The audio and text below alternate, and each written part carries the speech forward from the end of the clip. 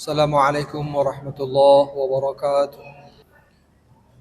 Innal hamdalillah nahmaduhu wa nasta'inuhu wa nastaghfiruh wa na'udzu billahi min shururi anfusina wa min sayyiati a'malina.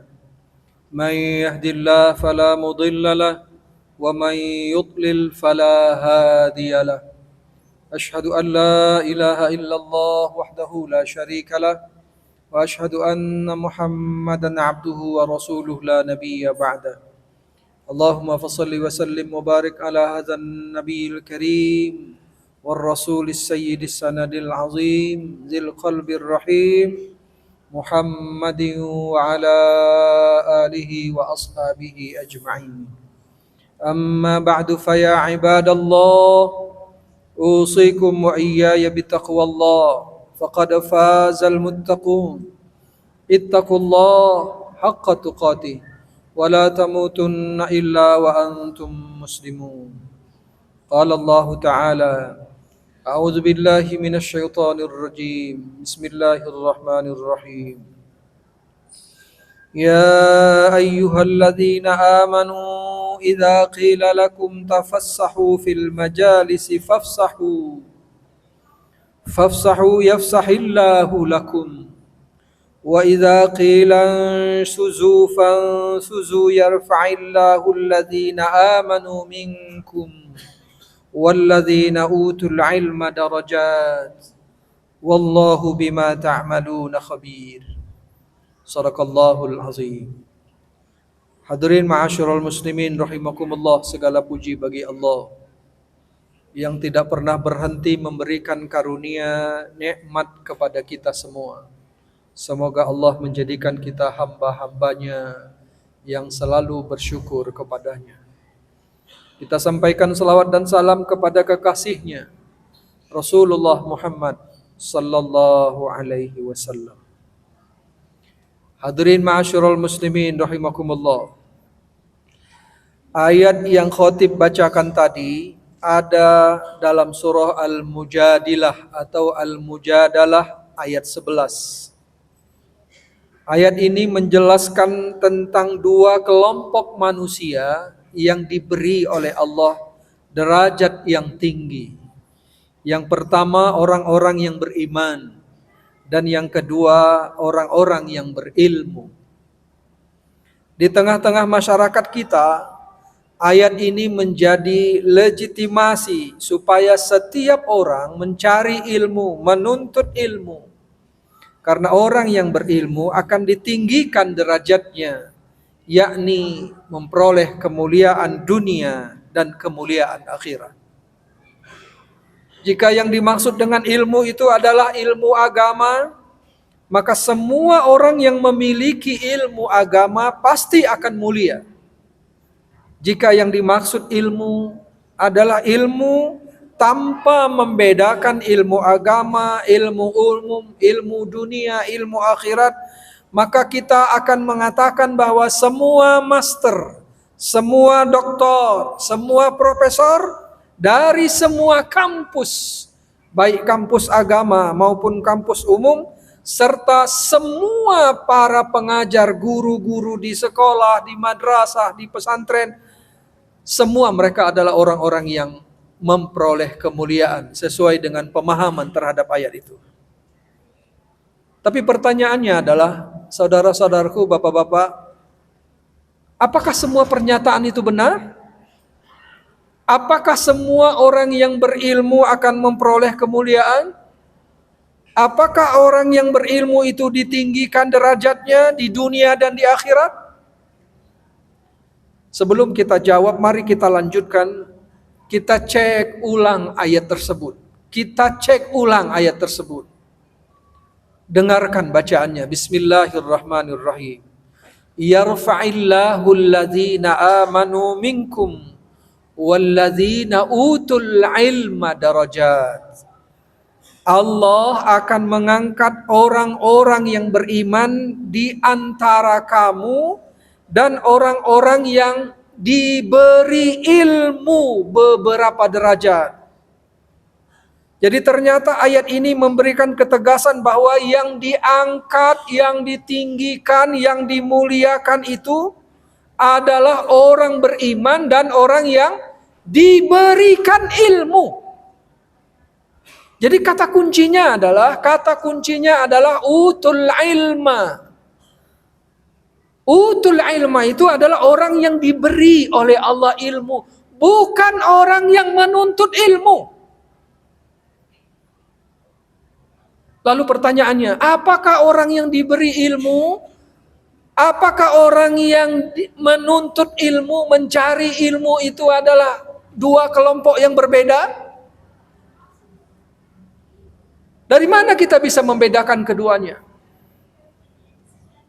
Hadirin ma'asyiral muslimin rahimakumullah. Saya ajak bapak-bapak, saudara-saudaraku melihat apa yang ditulis oleh Syekh Abdul Wahab Asy-Sya'rani dalam kitabnya Lataiful Mina. Menurut beliau, ilmu itu terbagi pada 3 kelompok. Yang pertama, apa yang disebut dengan ulum al-kasbiyah. Yang kedua, yang disebut dengan ilmul wahhab.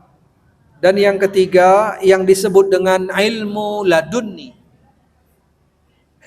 Kita perhatikan yang pertama.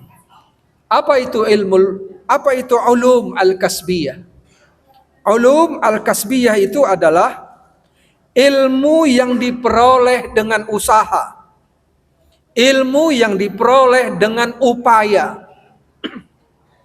Apa usaha kita? Apa upaya kita? Dengan seluruh panca indera kita. Kita cari ilmu itu. Kita dapatkan ilmu itu. Di mana? Di semua tempat, formal atau non formal, di kampus, di sekolah, di masjid, di majelis taklim, yang kita dapatkan itu adalah ulum al-kasbiyah. Ulum al-kasbiyah ini kadang-kadang disebut juga dengan ilmu husuli.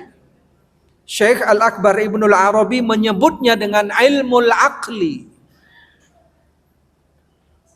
Coba perhatikan, bagaimana Syekh Abdul Wahab Asy-Sya'rani menyebut istilah ini dengan ulum, bukan ilmu. Ulum itu adalah jamak dari ilmu.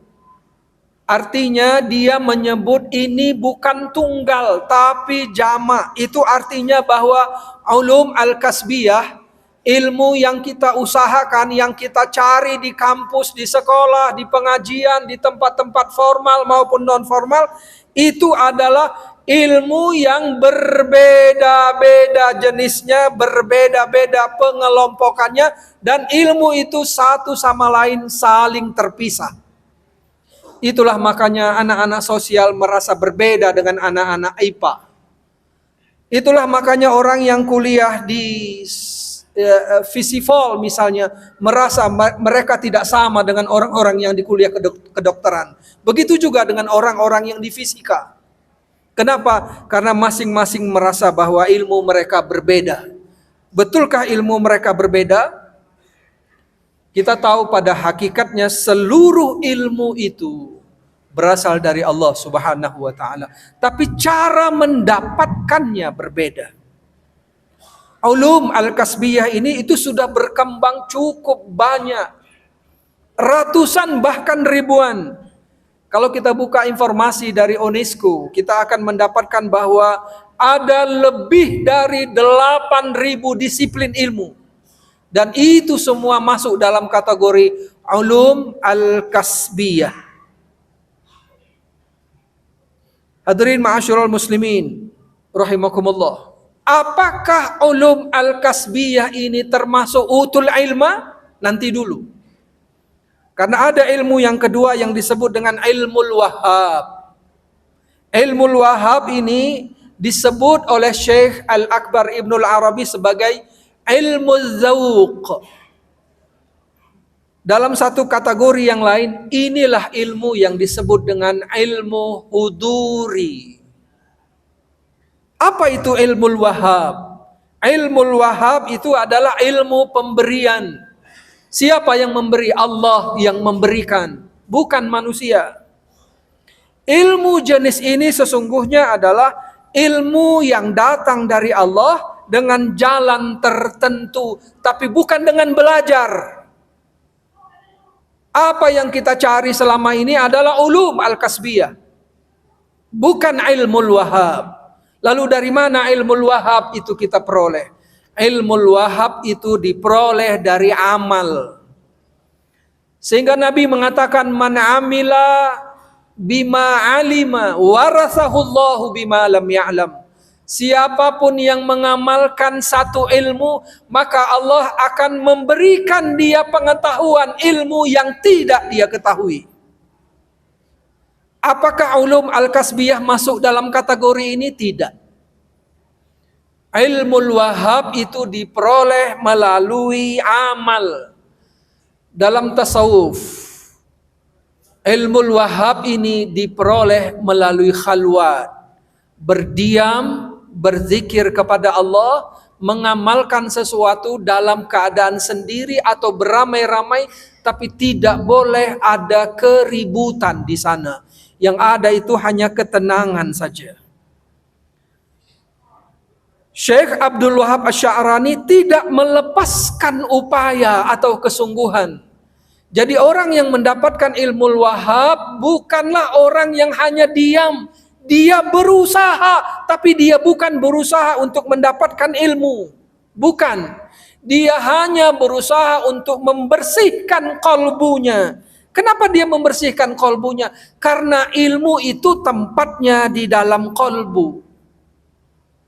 Kalbu yang kotor, kalbu yang tidak bersih, kalbu yang penuh dengan noda, dengan dosa, tidak akan pernah didatangi oleh ilmu.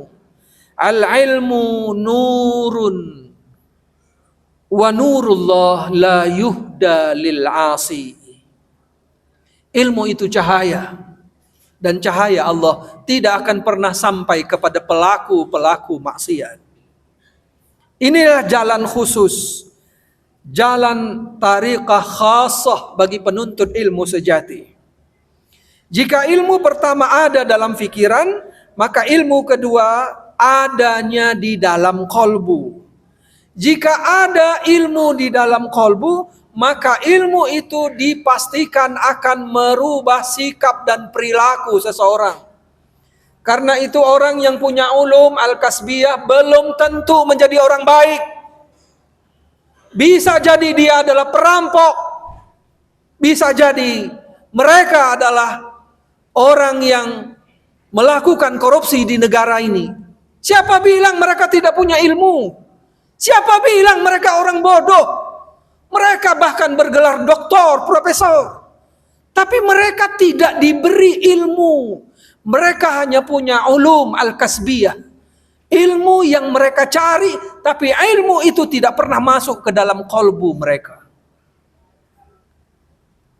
Kategori ilmu yang ketiga adalah ilmu laduni. Ilmu yang diperoleh secara langsung dari Allah tanpa usaha apapun.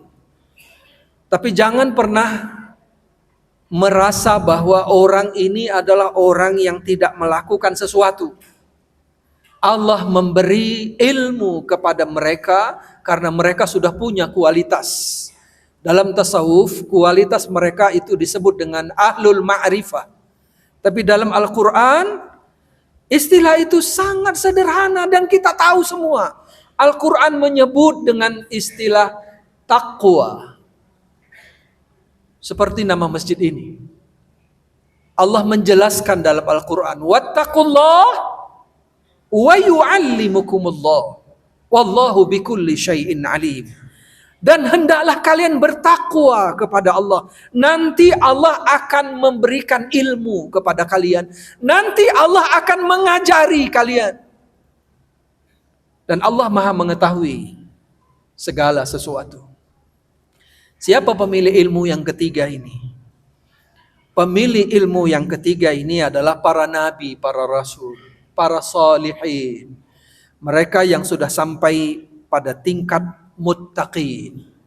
Sebenarnya kalau kita diterima puasa kita dan kita masuk dalam golongan orang muttaqin,